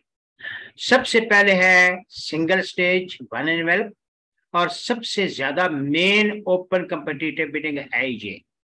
Main open competitive bidding single stage one envelope, फिर है सिंगल स्टेज टू इन्वेल्व, फिर है two stage bidding procedure, two stage two envelope bidding procedure, 4 है। सबसे अहम जो है सिंगल स्टेज। सिंगल स्टेज में मोस्टली जब आपको ज्यादा टेक्निकल रिक्वायरमेंट नहीं होती, ठीक है, यहाँ पे main object, main open competitive bidding procedure use for most of the procurement, चीनी बीनी चाहिए, ठीक है, गंदम चाहिए, तो ये mostly main open competitive bidding कहलाता है। Each bid compose of only one envelope that evaluates certain financial proposal and technical proposal if any। Technical के पे ज्यादा फोकस नहीं करते, जो लोएस्ट रेस्ट होता है वो आप उसको एक्सेप्ट करते हो। तो सबसे आसान और ज्यादा यूज होने वाला ये स्टेज है, सिंगल स्टेज। जी बेटा पूछे, शाबाश।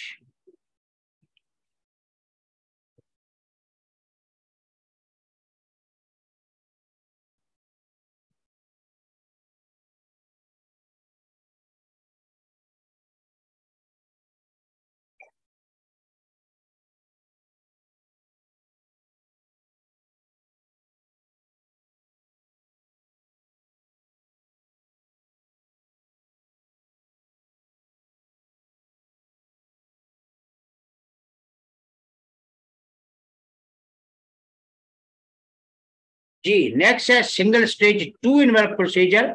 Single stage two envelope procedure की खास बात ये होती है कि इसमें दो इन्वेल्व होते हैं, ठीक है। आपका फोकस पहले आप टेक्निकल प्रपोजल खोलते हैं, अगर वो आपके स्टैंडर्ड पे पूरी नहीं उतरती, ठीक है, तो या वो आप फिर उसको छोड़ देते हो। और अगर स्टैंडर्ड टेक्निकल प्रपोजल आपके स्टैंडर्ड पे पूरी उतरती है तो फिर उसमें जो लोएस्ट प्राइस है उसको कंसिडर करते हैं।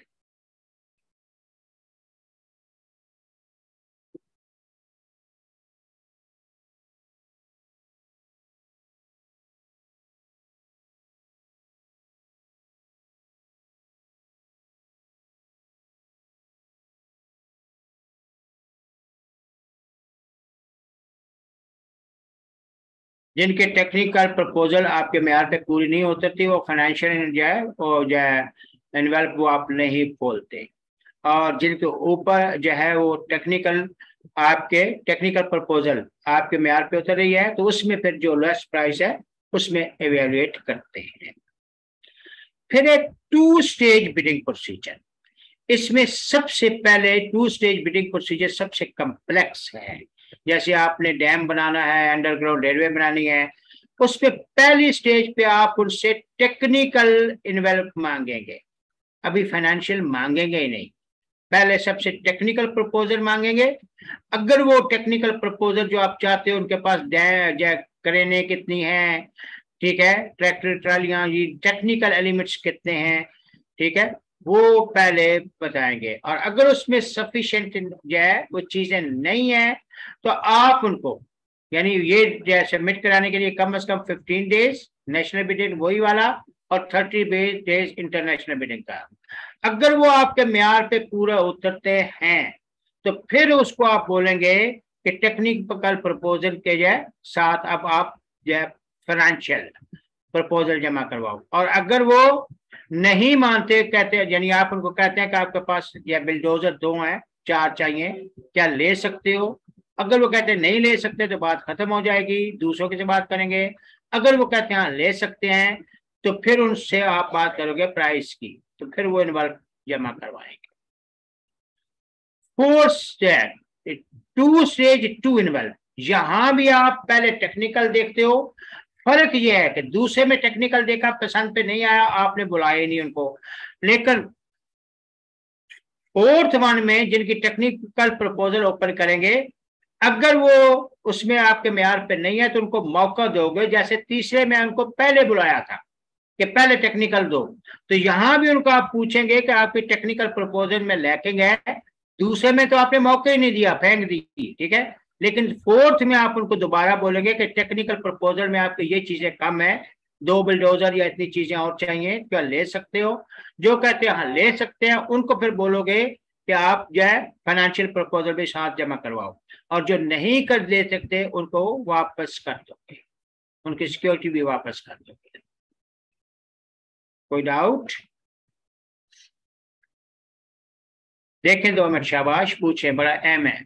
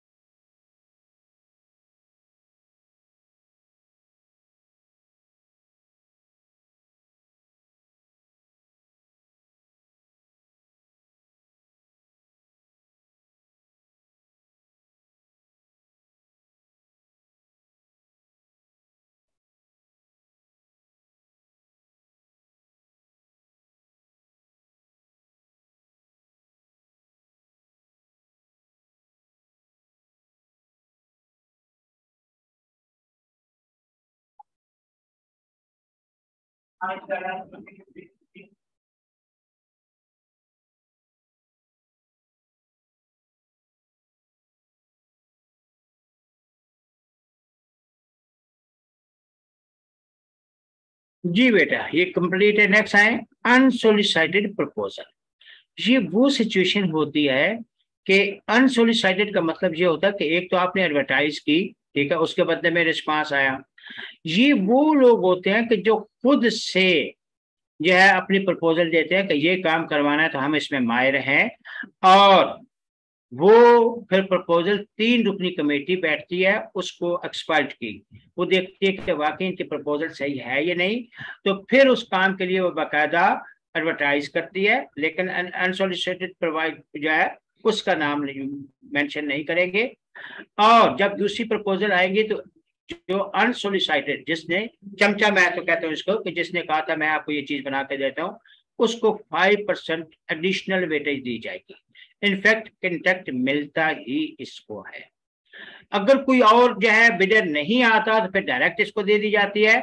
अगर कोई बिडर दूसरे आते हैं तो इसका कंपैरिजन किया जाता है, इसको 5% एडिशनल वेटेज दी जाती है। और वो सिचुएशन कि जब उसके फर्दर नेगोशिएट भी किया जा सकता है। यहाँ पे एक्सेप्ट ऑफ बिड्स, यहाँ पे आप करेंगे the bid with the most advantages, जो आपको फायदा दे रही है उसको आप कंटेक्ट देंगे। मोस्टली वही सोलिसाइटर को दिया जाता है। अच्छा, bye incorporating the bid solicitor documents, preparing agency में क्लेम बिड डिस्काउंट, इसके फर्दर जो डिस्काउंट मांग सकती है। Until opening of financial proposal, bidder can hold bid documents in percentage of their quota price।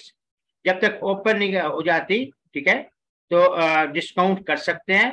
That discount जो दिया है वो अब ओरिजिनल प्राइस काउंट होगी। बात फिर वही है कि उसी सोलिसाइटर को ही मिलेगा। अच्छा, single responsive bid in goods work and services, the prepare agency shall consider single bid in good work if meet the evaluation criteria, ensure compliance of specification. ये उसी बंदे की बात हो रही है कि जिसने कहा था कि मैं चीज बना के देता हूं, और अगर उससे सिंगल बिड है, दूसरे मुकाबला नहीं ले रहे, और मोस्टली होता भी यही है, वो पहले ही उनसे जो है सारी चीजें बता देता है कि मैं ये करके दूंगा, तो वो फिर उसी को ही ठेका मिलता है सोलिसाइटेड को। अनसोलिसाइटेड यानी अनसोलिसाइटेड का मैं फिर रिपीट करता हूँ, ये वो लोग होते हैं, एक तो जिस तरह ना आप एप्लीकेशन देते हैं, अपनी कुछ सीवी ड्रॉप करते हैं किसी कंपनी में, या अगर कोई जॉब हुई तो मुझे बताइएगा, इसी तरह ये कहते हैं कि ये काम मैं अगर करना है तो मैं इसके लिए हम इतने क्या प्राइस पे कर देंगे। तो फिर वो 3 रुकनी टेक्निकल एक्सपर्ट कमेटी बैठती है और इसी को ठेका मोस्टली मिलता है। अब एमसीक्यूज, परफॉर्मेंस गारंटी, मैंने पहले भी कहा था बिडिंग अमाउंट का 5% जो है अमाउंट जमा करवाई जाती है, लेकिन परफॉर्मेंस गारंटी जिसको कंट्रैक्ट मिला है वो 10% तक जो है वो जमा कराएगा। किसका? कंट्रैक्ट अमाउंट का। Is it okay?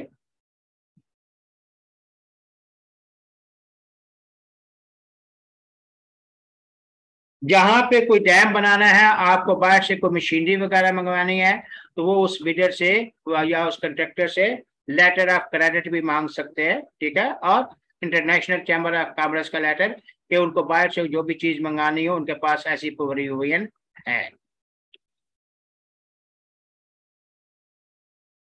Ji, limitation and negotiation, the prepare agency may negotiate with the successful bidder on methodology, work plan, staffing, and special condition of the contract. All the negotiation shall be done within the scope of work and service.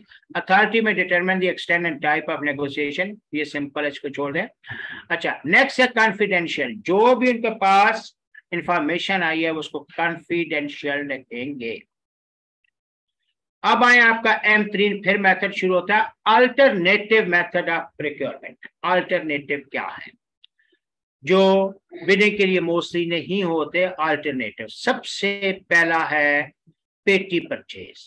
अगर आपको 100,000 तक कोई चीज खरीदनी है तो कोई bidding आप नहीं करेंगे। Where value of procurement up to limit of 100,000 Pakistani rupees, procure agency may purchase through single quotation, किसी एक आदमी से भी बगैर बिडिंग के खरीद सकते हैं। रिक्वेस्ट फॉर कोटेशन, वो सिचुएशन के 100,000 से एक्सीड है लेकिन 500, यानी when the value of procurement more than 100,000 Pakistan but up to 500,000, तो फिर वो 3 पार्टी या 3 लोगों से या कम से कम 3 कोटेशन लेंगे, कम से कम। मिनिमम 3 कोटेशन लेंगे। और आपका प्रोक्योरमेंट का ऑब्जेक्टिव है वो सप्लायर ऑफरिंग लोएस्ट प्राइस जो उसमें से दे रहा है। जिस तरह पापा ने कहा कि बेटा कंप्यूटर खरीदना है, 3-4 लोगों से कोटेशन ले, तो यूं ही होता है, एटलीस्ट 3 कोटेशन लेना होती है। नंबर 4 है डायरेक्ट कंट्रैक्टिंग। डायरेक्ट कंट्रैक्टिंग आप करेंगे जहां पे आपका मकसद ये होता है कि आप जिस सप्लायर से चीज ले रहे हैं उसी से स्पेयर पार्ट्स भी लिए जाएं। ठीक है, ये जीप का कहानी थी, या अभी जो गाड़ियां इलेक्ट्रॉनिक बन रही हैं आप उनको जेन पे रख सकते हैं। Procurement consists of spare parts and supplementary services from original supplier या manufacturer. Only one manufacturer या supplier is available for procurement. कोई एक ही बंदा है, वो उसके बाजार में आपको उसके स्पेयर पार्ट्स मिल तो सकते हैं, लेकिन वो आपको सेट करने में ये टेक्निकल डिफिकल्टी आएगी। ठीक है, और ये डायरेक्ट कंट्रैक्टिंग की सूरत में ये कंट्रैक्ट 3 साल से ऊपर नहीं होना चाहिए, और जो रिपीट ऑर्डर करेंगे वो 15% से ऊपर नहीं होना चाहिए। रिपीट ऑर्डर 15%, हालांकि ज्यादा चला जाता है, लेकिन हम मार्क्स लेने के लिए ये रखेगा। या इमरजेंसी है, या वो गुड जिनकी प्राइस ही गवर्नमेंट ने फिट करनी है। ठीक, या लास्ट एंड पॉइंट है कि if the purchase of motor vehicle, मैंने कहा था ये जीप का इशू था, फ्रॉम लोकल ओरिजिनल मैन्युफैक्चरर और their authorized agent at manufacturer price पे लेना चाहते हैं, ये डायरेक्ट कंट्रैक्टिंग आएगा। ये अच्छा है, रेटिंग भी आता है। लास्ट है नेगोशिएटेड टेंडरिंग। नेगोशिएटेड टेंडरिंग 3 सूरतों में करेंगे, या तो कोई स्पेसिफिक मींस एलिमेंट है, कोई रिसर्च, कोई एक्सपेरिमेंट, ठीक है, उसके लिए आप जो है नेगोशिएट करेंगे, या कोई टेक्निकल या आर्टिस्टिक रीजन, ठीक है, कोई ऐसा किसी से आपने, या उसकी इंटेलेक्चुअल प्रॉपर्टी है, वैक्सीन वगैरह की कोई ऐसी चीज है, ठीक है, या इमरजेंसी एक्सट्रीम, इन सूरत में आप डायरेक्ट नेगोशिएट करेंगे। 3 कंडीशन है। पेमेंट आप उनको कम करेंगे जब वो आपको मटेरियल पहुंचा देते हैं, तो इसके विद इन 30 डेज आपने पेमेंट करना होती है। कंट्रैक्ट इंटर कैसे होगा, 3 चीजें याद रखिएगा, जनरल रूल में भी होता है और प्रोक्योरमेंट का भी है, कि जहां पे कोई फॉर्मल साइनिंग नहीं रिक्वायर्ड, जिस दिन उसने एक्सेप्टेंस दी उस दिन से शुरू हो जाएगा। अगर फॉर्मल साइनिंग रिक्वायर्ड है तो जिस दिन दोनों पार्टी साइन करेंगी, और अगर कोई कंडीशन रखी है तो जिस दिन वो कंडीशन पूरी होगी। ठीक है, 3 बातें दोबारा पढ़े, पूछे शाबाश।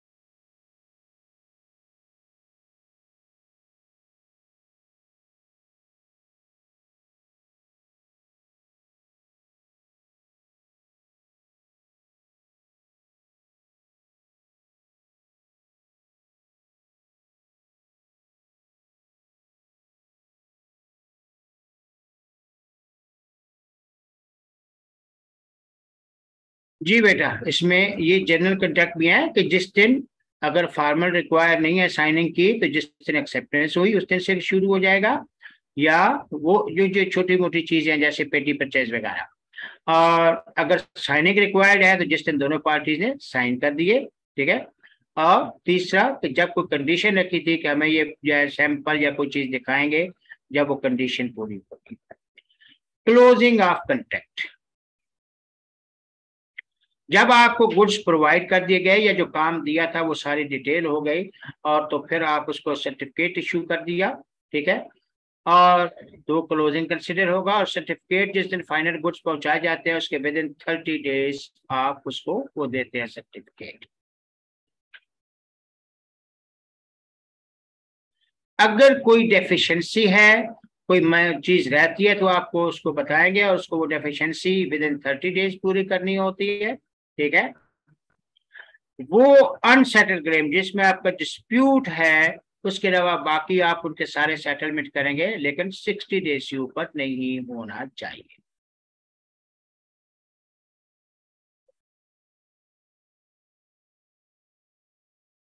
फाइनल पेमेंट की बात,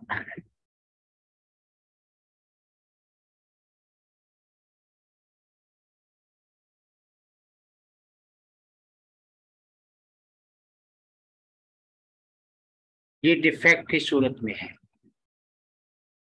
maintenance and freedom of record and freedom of information, as per regulation जो है वो 5 साल तक अपना रिकॉर्ड रखेंगे।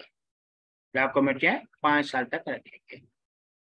और वो डॉक्यूमेंट पब्लिक प्रॉपर्टी है, यानी पब्लिक एक्सेस, लोग चाहे तो उसको चेक कर सकते हैं, हालांकि बहुत रेयर केस होता है। अब एक चीज आपकी बहुत और अहम आ रही है, वो ये है यहाँ पे redressal of in grievances by procuring agency. दो चीजें यहाँ पे अच्छी हैं। कमेटी शेल बी फॉर्म, यानी यहाँ पे एक कमेटी बनाएंगे। A committee shall be form to address the complaints of the bidder lodge before requirement contract procurement contract has been awarded.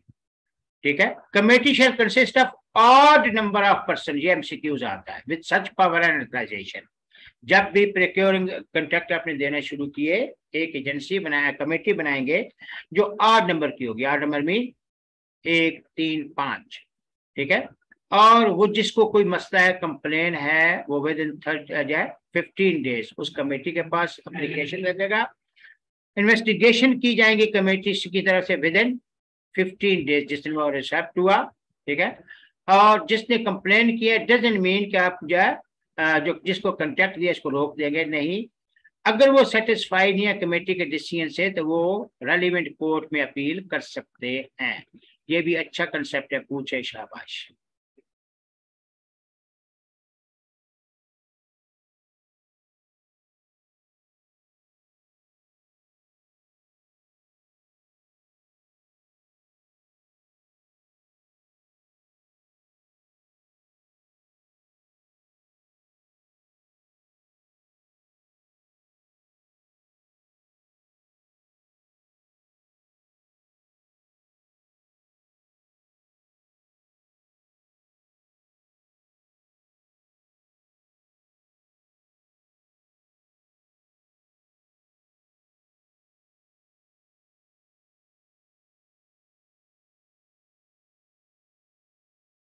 जी, इसके दूसरे पार्ट की तरफ आते हैं, जो अहम तरीन है वो यह है कि अगर जब कंट्रैक्ट मिलने से पहले जो कुछ डिस्प्यूट है बिडर्स का, वो कौन सेटल करेगी, कमेटी।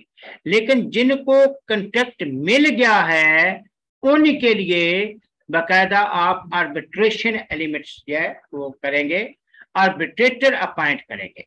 यानी after coming into force the procurement contract, dispute between parties to contract shall be settled by arbitration। Arbitrator जो है, ये आर्बिट्रेटर का मतलब ये होता है कि दोनों पार्टीज की चॉइस का होता है। और याद रखिएगा, जब भी आर्बिट्रेटर का डिस्प्यूट आएगा तो रिटर्न में होता है। और मैं फिर रिपीट करता हूं कि अगर जिनको कंट्रैक्ट नहीं मिला, किसी के ग्रीवेंसेज हैं कि मेरा कंट्रैक्ट, मेरा हक बनता था, तो उसको वो अपने राइटिंग में देंगे। इसको रेड्रेसल ऑफ ग्रीवेंसेज कहते हैं। ठीक है। और वो कमेटी बनाएंगे जो इन चीजों को हैंडल करेगी, और वो कमेटी 8 नंबर की होगी। जिनको कंटेक्ट नहीं मिला, उनके ग्रीवेंसेज हैं। ठीक है। इसको रेड्रेसल, जब आपका कोई हक नहीं मिलता तो आप वो अप्लाई करते हैं, तो उसको रेड्रेसल ऑफ ग्रीवेंसेज कहते हैं। तो इसमें होता यह है कि वो कमेटी होती है, 8 नंबर पे होगी। आप अपील करेंगे जिस दिन कंटेक्ट मिला एवेल्यूशन रिपोर्ट का, पब्लिकेशन ऑफ एवेल्यूशन रिपोर्ट का, उसके विद इन 15 डेज। और कमेटी जो इन्वेस्टिगेट करेगी जिस दिन आप या कंप्लेन हुई, इसके विद इन 15 डेज। कोई डाउट? लेकिन ये उनके लिए जो जिनको कंटेक्ट नहीं मिला। जिनको मिल गया उनके लिए बाकायदा आप आर्बिट्रेशन एग्रीमेंट करेंगे। कोई भी डिस्प्यूट है तो वो थ्रू आर्बिट्रेशन सेटल किया जाएगा। और वो आर्बिट्रेशन प्रोसेस जो है वो inconsistent with laws of Pakistan भी नहीं होने चाहिए। जी बेटा, आर्बिट्रेशन है, इसका दोनों का देखे।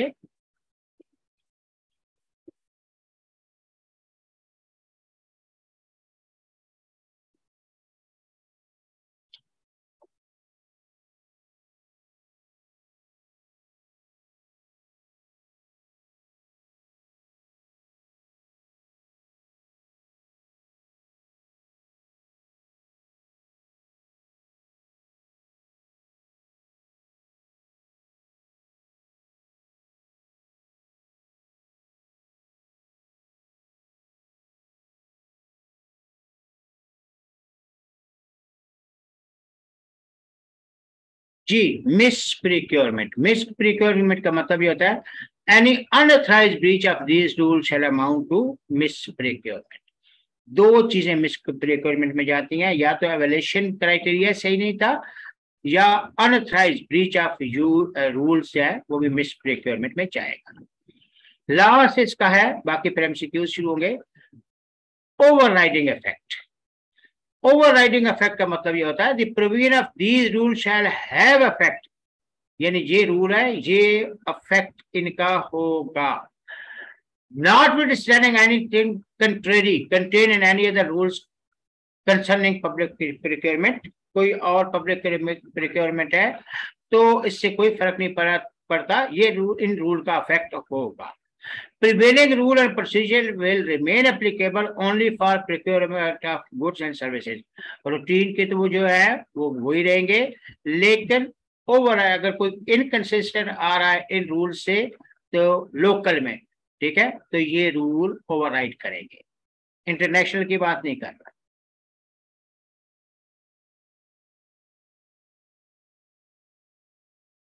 जी, इसके नीचे इसके 15 एमसीक्यूज हैं और ये बहुत अच्छे वाले हैं। ये 15 एमसीक्यूज में कोई भी एमसीक्यूज, अच्छा ये याद रखिएगा, कोई भी एमसीक्यूज इसमें मिस नहीं करना, ठीक है। ये एमसीक्यूज देखें, all procurement opportunities over dash rupees shall be advertise in the newspaper. जी जी,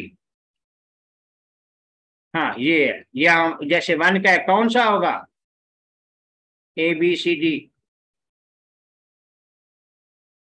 yes, great. The procurement opportunity over 3 million rupees shall be advertised in at least,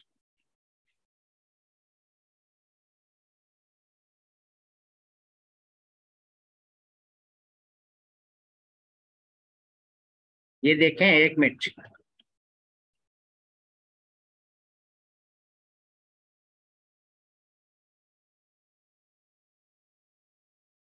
yes, good, great.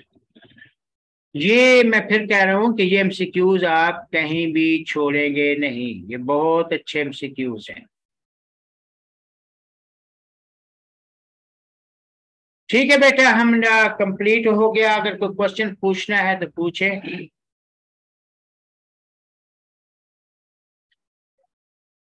Great great,